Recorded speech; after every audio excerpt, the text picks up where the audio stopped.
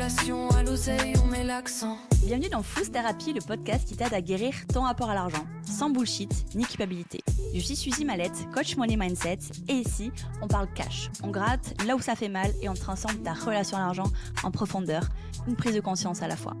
Chaque semaine, je te propose des épisodes qui vont droit au but, des réflexions puissantes, des outils concrets et parfois même des interviews sans langue de bois. Tu vas apprendre à mieux comprendre tes blocages, à reprendre le contrôle sur ton flouze et à créer une vie financière plus libre, plus alignée et plus assumée. Prête à faire la paix avec ton fric et à reprendre ta place ? Alors c'est parti pour l'épisode du jour. Tu sais quoi ? Si l'argent était vraiment ton problème, ça ferait longtemps que tu l'aurais réglé. Un problème, ça se traite. Une dette, ça se rembourse. Un budget, ça se fait. Mais là, on ne parle pas de ça. Parce que tu peux gagner plus, mieux gérer, mieux anticiper, mieux t'organiser et recréer exactement les mêmes galères, les mêmes tensions, les mêmes blocages, les mêmes plafonds. Et ça, ce n'est pas un problème d'argent. C'est un problème d'identité financière. Je vais te dire une vérité qui peut peut-être te déranger, mais en même temps, je suis là pour ça, mais qui peut énormément aussi te libérer. Ton argent suit toujours la version de toi qui est aux commandes. Pas celle que tu aimerais être, pas celle que tu montres, pas celle que tu décris sur le papier, celle qui agit quand personne ne regarde, celle qui décide, même sous stress, celle qui prend le volant quand ça déborde. Et c'est pour ça que certaines personnes gagnent bien leur vie, mais se sentent en insécurité permanente. Gèrent correctement, mais n'avancent jamais.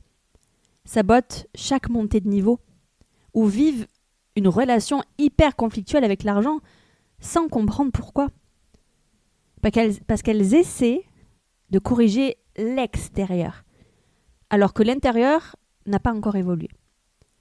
Et ça, on n'en parle jamais, je trouve. On parle tout le temps sur les autres comptes que je suis de budget, de discipline, de mindset, de stratégie. Alors oui, tout ça, c'est hyper important, hein. Je vais pas mentir. Mais très rarement, on parle de cette question centrale. Qui suis-je, moi, dans ma relation à l'argent ? Pas qui tu voudrais être, pas qui tu penses être, mais qui tu es vraiment aujourd'hui. Parce que ton identité financière, ce n'est pas ton niveau de revenu, ton compte en banque, ton patrimoine ou ta capacité à épargner. C'est la place que tu prends, ce que tu t'autorises, ce que tu te refuses, ce que tu contrôles ou fuis, protèges ou même sacrifies. Je te donne un exemple très simple. 2 personnes gagnent exactement la même chose. La première se sent constamment sous pression, toujours en retard, jamais assez prête, jamais assez sécurisée. La seconde se sent stable, confiante, capable de décider, libre de ses choix. Même argent, même chiffre, pas la même identité financière. Et c'est là que ça devient intéressant. Parce que tant que ton identité financière reste la même, ton argent n'a aucune raison de se comporter différemment. Tu peux changer d'année, de carnet, de méthode, d'objectif. Si la version de toi qui gère, décide et réagit, et ça n'a pas évolué, le scénario reste identique.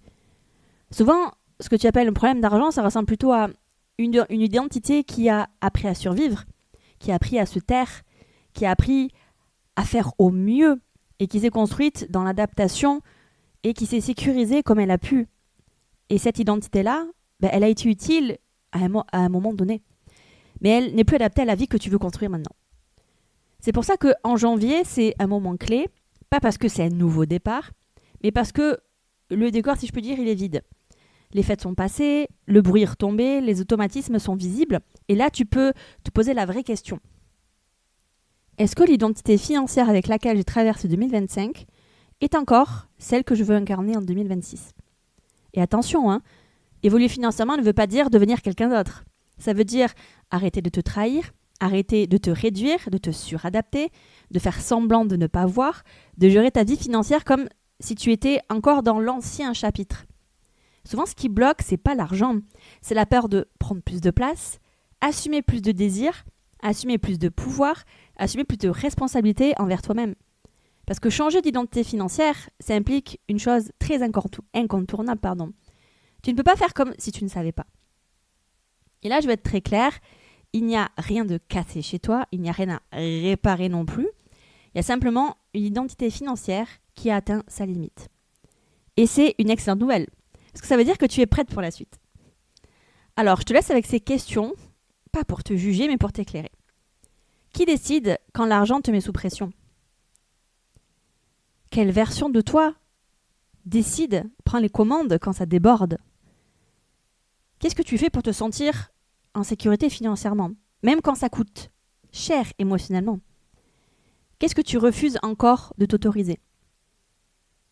Et surtout, qui aurais-tu besoin de devenir pour que ton argent arrête de te résister ? Si tu sens que ce que je te dis, ça résonne, si tu sens que tu es fatigué de tourner en rond, si tu as compris que ce n'est pas une question de volonté, mais de structure interne, alors c'est exactement là que le travail et le vrai commencent.